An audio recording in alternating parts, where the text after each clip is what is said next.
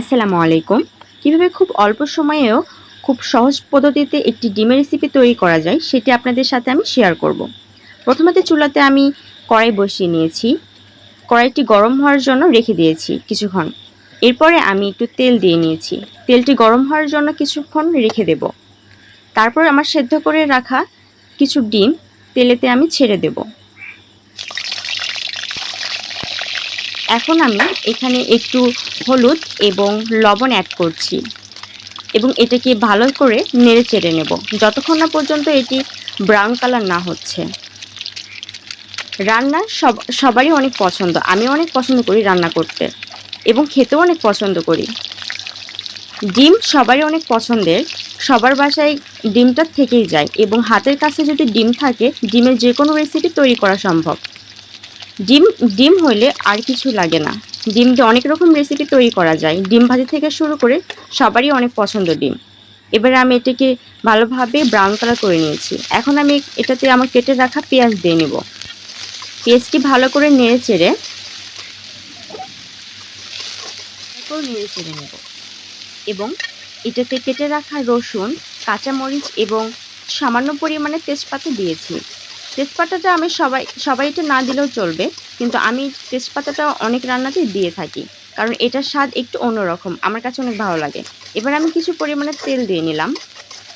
এবার এটাকে ভালোভাবে নেড়ে চেড়ে নেব যতক্ষণ না পর্যন্ত এটা ব্রাউন কালার হচ্ছে। ডিমের রেসিপিতে এটি অনেক স্পেশাল কিছু। ভালোভাবে পেঁয়াজটা নেড়ে চেড়ে নিয়ে সামান্য পরিমাণের লবণ অ্যাড করলাম। লবণটা দিয়ে নিলে ভালোভাবে পেঁয়াজটা কমে আসে এবং খুব সহজে ব্রাউন কালার হয়ে যায়। এবং ভালো করে নেড়ে চেড়ে যতক্ষণ না পর্যন্ত এটা ব্রাউন কালার হচ্ছে ততক্ষণ পর্যন্ত আমি এটা নেড়ে নেব। রান্না সবারই অনেক পছন্দ। রান্না করতে অনেক কিছু টিপস মেনে নিতে হয়। এবার আমার পেঁয়াজটা ব্রাউন কালার হয়েছে, এখানে আমি কিছু কাঁচা জিরা অ্যাড করছি। এখন আমি এটাতে সামান্য পরিমাণের পানি দিয়ে নাড়াচাড়া করে নেব। এখন আমি এটাতে হলুদ, গুঁড়া মরিচ দিয়ে একটু বাটা মশলা দিয়ে ভালো করে কষিয়ে নেব। কষিয়ে নেওয়ার পরে সামান্য পরিমাণের লবণ দিয়ে নেব এবং সামান্য পরিমাণের পানি দিয়ে এটাকে আরও ভালো করে কষিয়ে নেব। দেখতেই পাচ্ছেন পানির বরফ চলে এসছে।